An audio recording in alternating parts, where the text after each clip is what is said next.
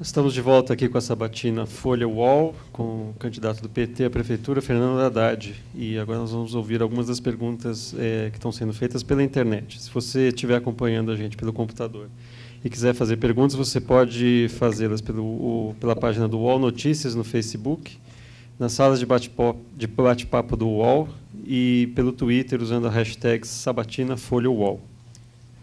Um tema, candidato, que está aparecendo aqui em algumas questões,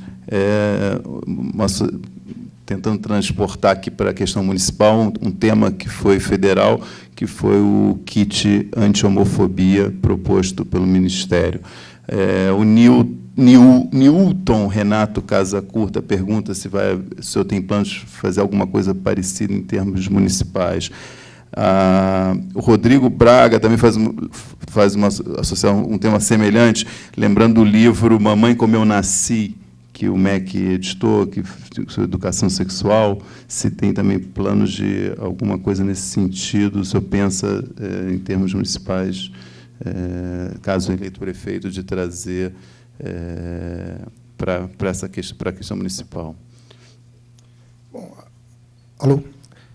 Aí tem uma pequena confusão que eu nunca consegui esclarecer, porque a maioria das pessoas entende que o MEC tomou a decisão de distribuir o material quando foi exatamente o contrário. Então, eu fico sem entender muito bem algumas perguntas que são feitas. É como se o MEC tivesse tomado a decisão de distribuir, quando justamente o governo tomou a decisão de não distribuir. Por que não distribuir? O presidente que tomou a decisão de não distribuir, né? Não o MEC. Eu e ela, porque ela me ligou antes do anúncio. Eu não estava em Brasília, ela me ligou e nós conversamos antes. Aliás, a bem da verdade, eu conversei com o Gilberto Carvalho, a pedido dela, e aí ela veio a público e disse que o material não seria distribuído. Porque eu tinha tomado conhecimento do material na véspera.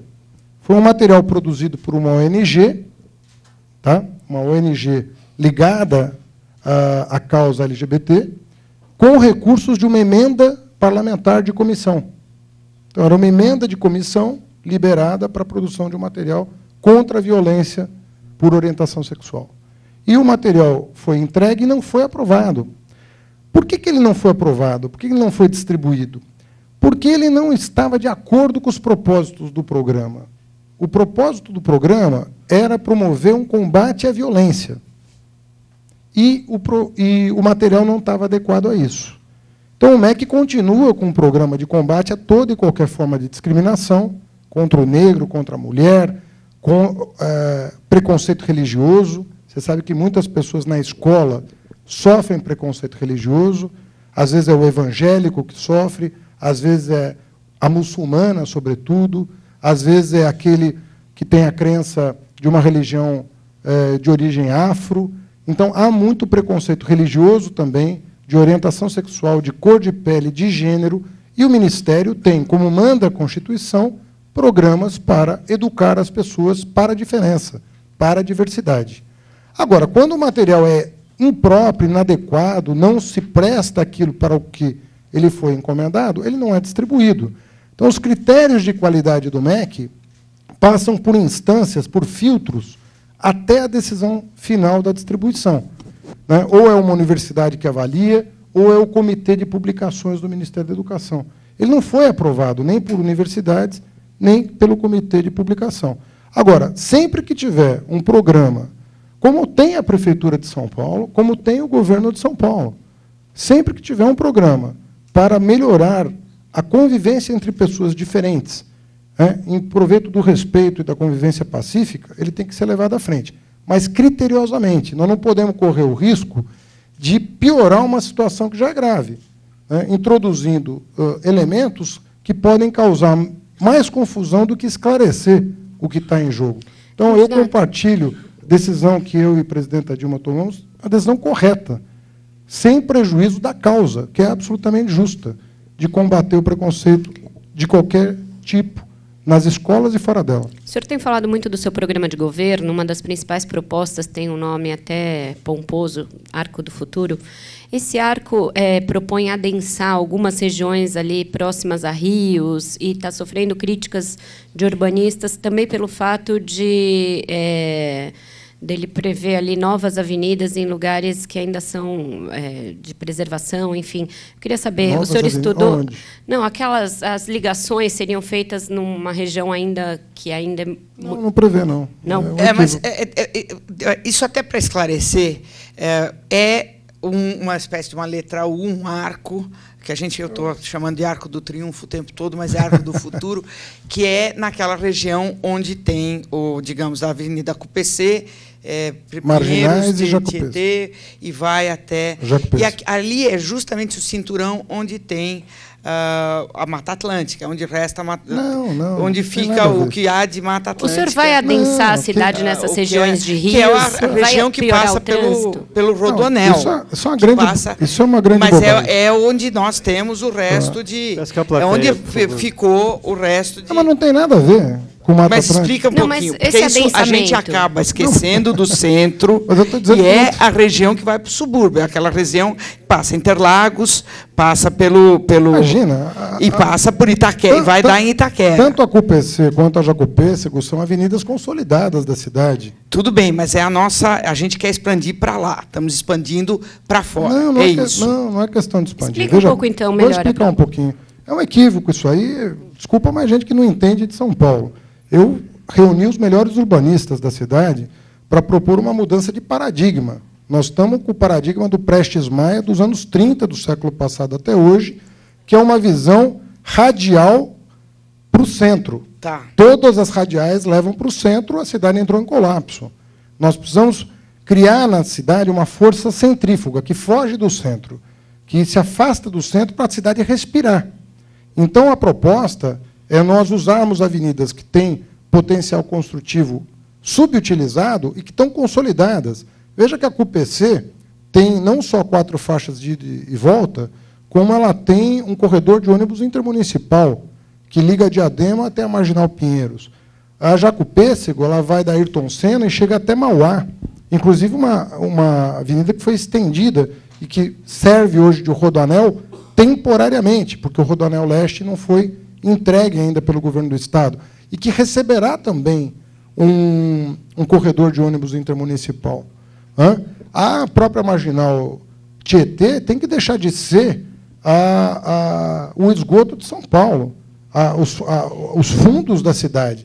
Toda cidade importante do mundo, ela incorporou os rios à sua paisagem. Se você pensar no Tâmisa, se você pensar no Sena, são rios importantes que foram incorporados à paisagem. Então, são grandes avenidas que hoje são usadas como rodovias e que deveriam se transformar. Mas né? é um custo. Mas já o tem um Tâmisa foi trânsito feito bem isso, grande nessa região. Já tem um trânsito muito grande nessa região, Mas apesar de não haver esse adensamento. O trânsito existe, Vera, justamente porque ela não é destino das pessoas, ela é passagem. Elas têm que perder a natureza de rodovia que são hoje. São rodovias dentro da cidade. Elas deveriam deixar de ser rodovias dentro da cidade para ser destino. Então, quem quer que seja contra transformar a Jacupêssego num polo de geração de emprego e renda, ou a CUPC, não entende nada de cidade. E eu estou em boa companhia. Eu estou com o Ângelo Butti, com o Álvaro Pontoni, com o Alexandre Delijaikov. Apresentei esse plano também para aqueles que constroem a cidade, para que eles já comecem a pensar uma adequação dos seus empreendimentos a uma lógica que foge do centro e leva emprego para a periferia, de maneira que eu estou bem cercado tecnicamente. Mas Agora, o Tâmisa, ele, para ser revitalizado, custou uma fortuna que São Paulo provavelmente não tem o mesmo dinheiro que Londres. E, nisso, se a gente tira e vai para fora, o que acontece com o centro? No centro, a nossa proposta é, no eixo Sé, Brás, Vila Carioca, nós fazemos um grande plano habitacional para todas as classes sociais. Por quê? Porque é um eixo muito subutilizado que tem vocação para residência, em virtude do fato de que você tem uma linha de trem importante e tem 2 polos de emprego nas 2 pontas, no ABC e na Sé República. Então, nós teríamos ali condição de adensar mas para habitação, para levar os moradores de volta. Nós perdemos quase 1 milhão de habitantes no centro de São Paulo, ao longo de 2 décadas.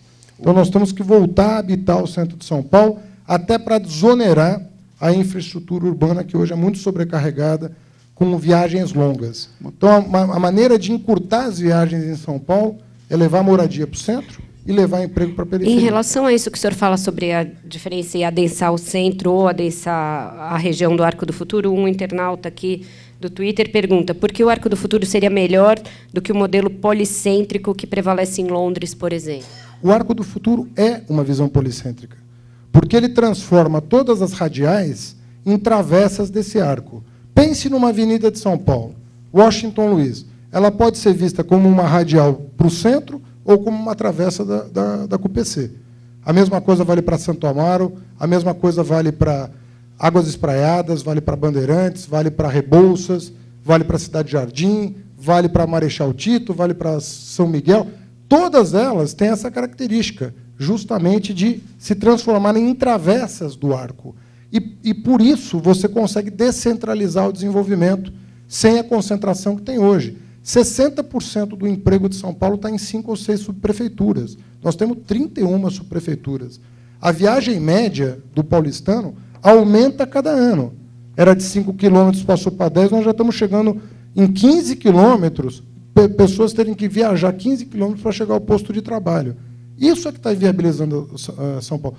Eu fui o único candidato que se sentou com os engenheiros e arquitetos para redesenhar a cidade. Ninguém tem um desenho de São Paulo, então está todo mundo trabalhando com a mesma lógica do Prestes Maia dos anos 30, que começou a mostrar suas disfuncionalidades nos anos 70, quando nós tentamos fazer a reforma urbana que não foi feita. Muitas das obras que o senhor prevê no plano do Arco do Futuro, enfim, teria que começar praticamente do zero ali na hora que, se o senhor for eleito, quando o senhor assumir.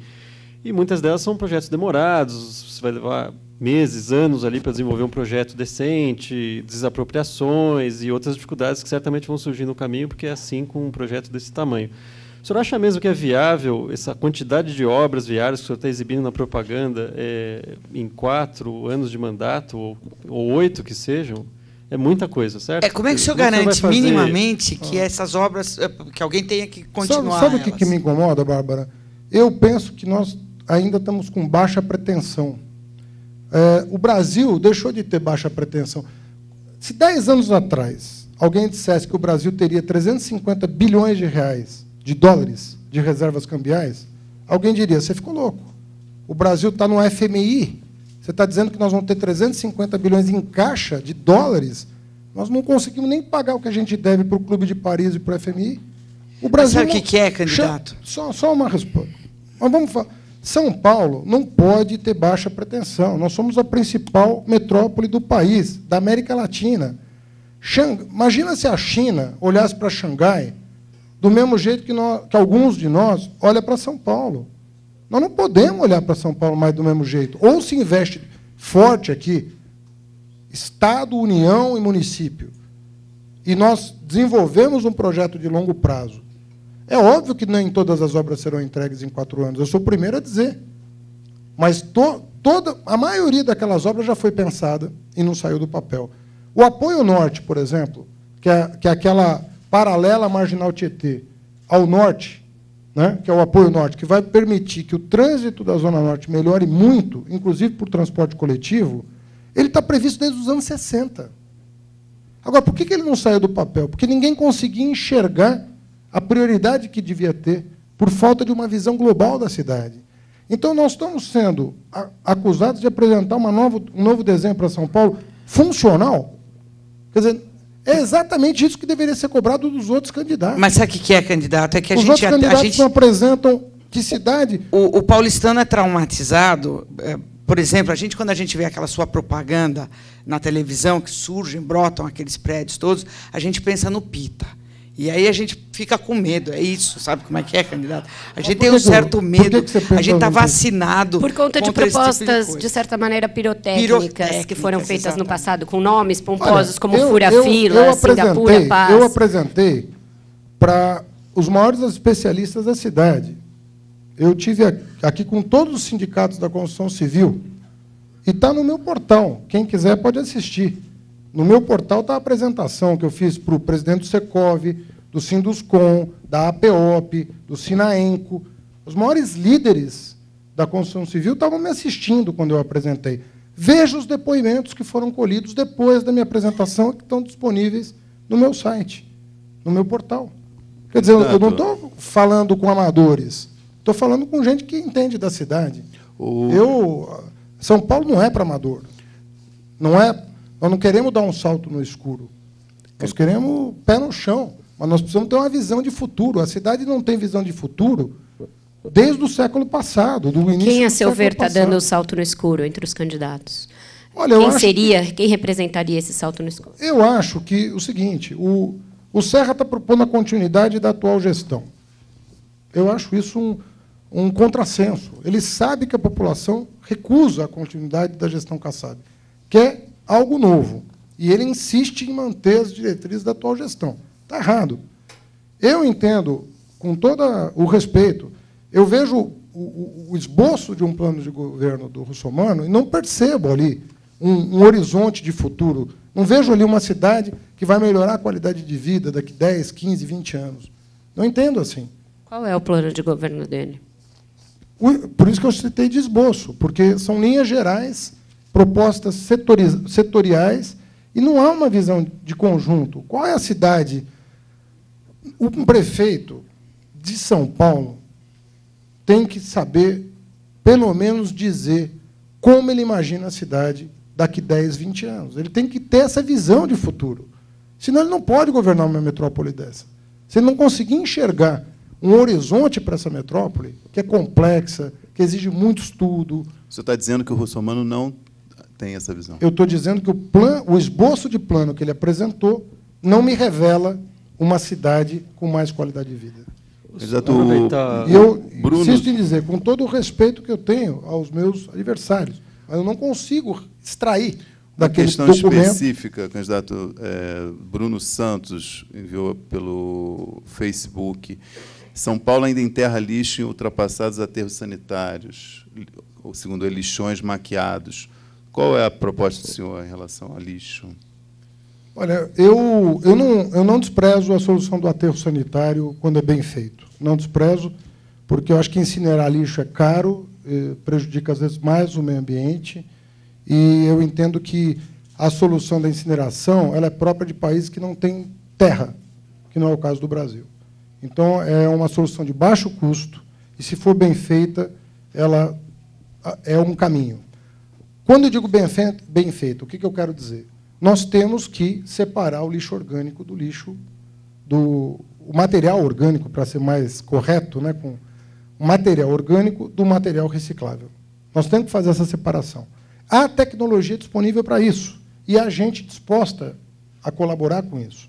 E nós não estamos dando a devida atenção a feiras internacionais, né, que trabalham só essa temática de como separar o chamado material seco do material orgânico e permitir a reciclagem de 30%, 40% do que é produzido de resíduo sólido. Então, na minha opinião, nós estamos fixando uma meta que é ousada, de 10%, saindo de 1%, que é uma vergonha, mas nós entendemos que nós temos que, inclusive, conversar com os catadores, com as cooperativas, mas nós temos que introduzir também novas tecnologias para acelerar o passo de São Paulo no que diz respeito ao reaproveitamento do material. Agora, aqui está dizendo no seu programa de metas, aqui diz o seguinte: regular a promoção imobiliária através da revisão do zoneamento e do Código de Obras para implementar um novo modelo de ocupação urbana. Se ninguém até hoje conseguiu fazer isso, por que o senhor vai conseguir?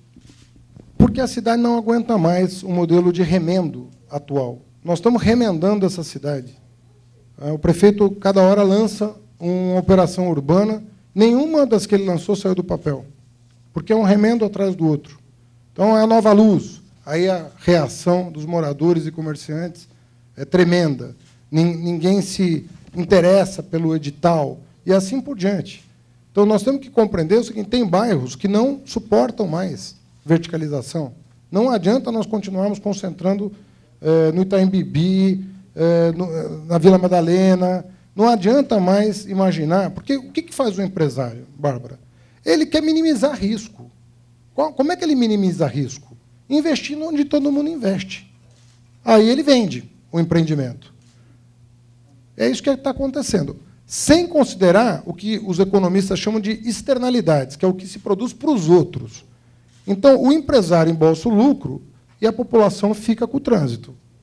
É isso que está acontecendo. Agora, o empresário é visto como vilão nesses casos. Só que, se houver atividade regulatória, ele vai se adequar. Ele vai atender à legislação. Então, nós temos que... Eu quero criar um Conselho de Desenvolvimento Econômico e Social. Primeira... Por quê? Porque nós queremos levar uma legislação, a legislação urbana, a reforma urbana que nós vamos fazer, que não é pequena, é uma reforma urbana para valer, para melhorar de uma vez por todas a qualidade de vida do paulistano, dos moradores de São Paulo, é uma reforma urbana que vai com a legitimidade de um Conselho de Desenvolvimento Econômico e Social. Quem integraria esse conselho? Olha, nos moldes muito semelhantes ao que o presidente Lula fez no Conselhão.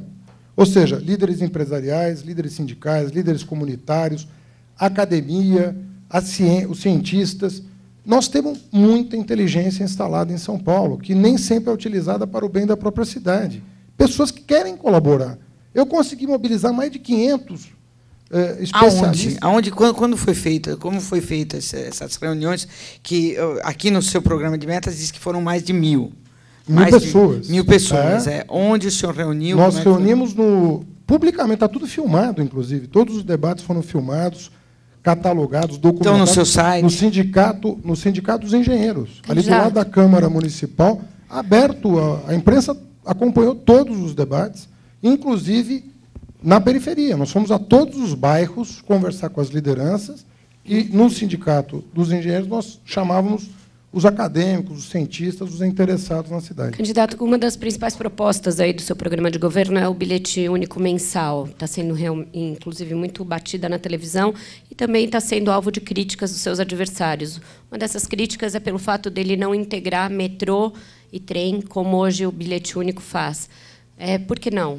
Só acrescentar a pergunta do internauta sobre isso também. O Serra está respondendo pelo Alckmin. Só um minuto. O Daniel Barbosa fez uma pergunta muito semelhante, e a Camila Cardoso acrescenta uma questão que a Vera fez, que é de onde o senhor pretende tirar recursos para o bilhete único mensal. E uma das pessoas da plateia quer saber se o senhor inventou esse programa só para subir nas pesquisas ou se ele tem outra motivação. Olha, o que você faz de bem para o povo deveria orgulhar as pessoas, né? E o contrário também é verdadeiro, né? Quando eu fiz o ProUni, eu não estava concorrendo a absolutamente nada. Eu era assessor especial do ministro do Planejamento. Quando nós expandimos as federais, as escolas técnicas, quando criamos o Fundeb, o Piso Nacional do Magistério, as metas de qualidade. Hoje, o Brasil é exemplo de todos os relatórios que eu conheço sobre educação no mundo. O assunto é bilhete único mensal. Não, então... Não, é que foi perguntado se foi para subir na pesquisa. Eu tenho 7 anos à frente do Ministério da Educação e entregando resultados. Então, o bilhete único mensal existe em qualquer cidade do mundo. É absurdo um candidato querer contar com a desinformação das pessoas para combater uma coisa que deu certo na França, na Inglaterra, na Alemanha, nos Estados Unidos, no Canadá. Eu morei no Canadá, eu comprava o bilhete único mensal porque era extremamente mais barato e vantajoso. Eu conheci a cidade inteira pagando uma tarifa mensal que me permitia entrar e sair do sistema público de transporte todo dia, toda hora, que inclusive funciona à noite, na maioria das cidades, o metrô. Então, querer combater isso é um equívoco grande do Serra. E querer iludir as pessoas de que isso é ruim é um equívoco grande. Eu até conto com a imprensa para dizer como é que funciona em outros países. Mas há que se esclarecer a proposta, né? Essa coisa da integração, por exemplo, como vai funcionar? Olha, eu já disse que, do mesmo jeito que o bilhete único da Marta foi integrado ao metrô e ao trem, não quando nós queríamos, mas acabou acontecendo, o convite está feito. Se eu for eleito implementar o bilhete único mensal, está feito o convite para o governador integrar metrô e trem ao bilhete único mensal e semanal. Porque vai dar liberdade ao paulistano, aos moradores da cidade, conhecerem a cidade. Hoje, o Vale Transporte, vamos pegar o Vale Transporte. Você tem um Vale Transporte, você deduz 6% do seu salário, o complemento é do patrão. Só que toda e qualquer viagem que você faça no meio do dia, à noite, no final de semana, é por tua conta. Por isso que o Vale Transporte acaba dia 20, porque você fez outras coisas, além de ir e voltar do trabalho. Com essa modalidade, acabou. Você vai ter o bilhete mensal pelo mesmo valor do Vale Transporte, mesmo 6% do teu salário, você vai poder transitar quantas vezes você quiser. Alguém vai me dizer que isso é ruim para a cidade de São Paulo? O senhor já fixou o preço? Ele está estimado, bem calibrado, em R$ 140, e R$ 70 para estudante. Então, imagina uma pessoa que trabalha e estuda. Com R$ 70, ele vai poder circular pela cidade, ir trabalhar, ir estudar, ir namorar, ir jogar bola. E o custo disso para os cofres da prefeitura? Porque 1% do orçamento. Mas, em termos do que já é gasto com o subsídio ao transporte, é um aumento significativo. Sabe por que né? o subsídio aumentou muito? Porque a prefeitura não investiu na racionalização das linhas de ônibus.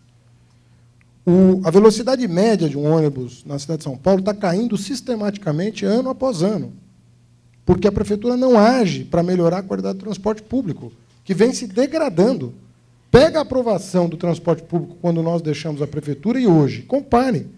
São indicadores objetivos de queda de qualidade. E, no entanto, o governo federal estimula o uso do automóvel baixando o imposto IPI.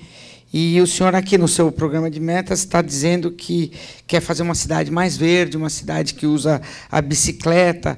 Isso aí é uma pegadinha, tanto dessa atual gestão, quanto o que o senhor está propondo aí, né? O negócio da bicicleta. Mas, Bárbara, eu sou a favor que o trabalhador uma fantasia, né? Eu sou a favor que o trabalhador tenha carro. Eu não sou contra a propriedade de veículos automotores. Para a gente enfiar onde? Para falar a verdade, eu não estou entendendo. Para enfiar na garagem e usar aos finais de semana, como em todo lugar do mundo. Você pensa que o parisiense não tem carro? Ou você acha que ele tem menos carro do que o paulistano? Você está enganada. Os franceses têm mais carro. Os americanos têm mais carro. Não tem menos. Nova-iorquino, não. Nova-iorquino, não. Acontece, Vera, que a pessoa que tem um carro... Né, bom, transitar em Manhattan também não tem nem lugar para pôr, né, para estacionar. Na Manhattan é uma situação completamente à parte. Agora, não é a propriedade do carro, é a falta de transporte coletivo. Quem quer que seja, tem bom transporte coletivo, não pega o carro. Não pega o carro. Eu morava no Planalto Paulista, pegava um ônibus, ia ali para São Judas, pegava o metrô até São Francisco, depois pegava outro até São Bento, estudava, trabalhava e voltava para casa. Tinha um carro disponível, não pegava o carro. Porque é muito melhor você transitar de metrô e ônibus, desde que funcione. E o carro ficava para a noite, para o final de semana, para sair com a família. Você não usa o carro para rotina no mundo. A rotina é o transporte público. É a não rotina que você usa o veículo individual. E o custo para a prefeitura, que o Baltazar falou, é 1% do orçamento. 400 milhões. O custo estima. Isso se nada for feito em proveito da eficientização do sistema. Esse é o pior cenário. Se nós não melhorarmos a velocidade média dos ônibus, se a licitação prevista para o ano que vem, que a concessão está vencendo, contar com os mesmos parâmetros atuais, quer dizer, tudo mais constante, o pior cenário é esse. Mas, se nós atuarmos na direção contrária, nós podemos ter ganhos de eficiência significativos. Candidato, a principal crítica dos eleitores em São Paulo é a saúde. O senhor, quando estava disputando um processo de prévias do PT, que depois não chegaram a acontecer, mas naquelas plenárias que houve em vários bairros, o senhor fazia críticas muito duras a esse sistema de parceria com organizações sociais para administrar a saúde. Depois que o senhor virou candidato, o senhor amenizou essas críticas, tem dito que pretende rever em alguns casos e manter em outros. O senhor já se definiu aqui como um socialista, uma pessoa socialista. O senhor vai manter esse modelo, vai rever, vai acabar? Afinal, como o senhor vai gerir a saúde em São Paulo? São duas coisas diferentes. A primeira é a crítica contundente que eu faço ao projeto do governo do Estado de privatização de leitos do SUS. Então, eu vou, inclusive, se eleito, conversar com o governador, porque nós não podemos perder na cidade de São Paulo mais leitos hospitalares. E o Estado tem muito leito na cidade de São Paulo. Se nós perdemos 25% dos leitos dos hospitais estaduais para os planos de saúde, a cidade de São Paulo vai entrar em colapso. Nós não vamos ter onde atender a população que não tem plano de saúde. Então, ponto 1. Ponto 2. Eu critiquei e critico as OS do ponto de vista da fiscalização. O Tribunal de Contas do município tem críticas contundentes à maneira como os recursos vêm sendo administrados por algumas organizações sociais. E eu pretendo rever a sistemática de fiscalização, fortalecer os conselhos, fortalecer a transparência e colocar tudo em pratos limpos. Ou seja, os dados têm que estar absolutamente transparentes para onde está indo o dinheiro público, do termo de parceria. Falei que respeitaria os contratos com as instituições sérias, que não tem nenhum problema do ponto de vista da gestão, mas que as novas unidades nós faríamos a gestão pública, a administração pública dos novos equipamentos. O senhor acha, então, que o modelo é bom desde que bem fiscalizado, é isso? Desde que muito bem fiscalizado, porque é dinheiro público que está indo para o privado. Então, se não tiver uma forma de controlar muito bem esses gastos, inclusive criando paradigma de comparação. Nós devemos manter também o sistema público operando. Esse sistema híbrido não vai causar uma confusão no atendimento? Não vai causar se você tiver regra para todo mundo. Por exemplo, cada OS paga um salário para o médico. E há concorrência entre as OS pelos mesmos médicos. Isso está criando disfuncionalidades na cidade. Agora, a minha principal proposta para a saúde é a chamada rede de saúde hora certa. São 31 unidades que vai conter o ambulatório de especialidades, nós vamos partir dos atuais, o centro cirúrgico e o laboratório de exame de imagem, porque é a única maneira que eu encontrei no país de acabar com as filas do SUS. A pessoa entra com um problema que depende de uma cirurgia que não carece de internação e sai curada. Ou seja, aquele caso que eu citei da catarata não teria acontecido se esse centro estivesse funcionando. Tá, nós vamos precisar fazer mais um intervalo agora e daqui a pouco a gente volta.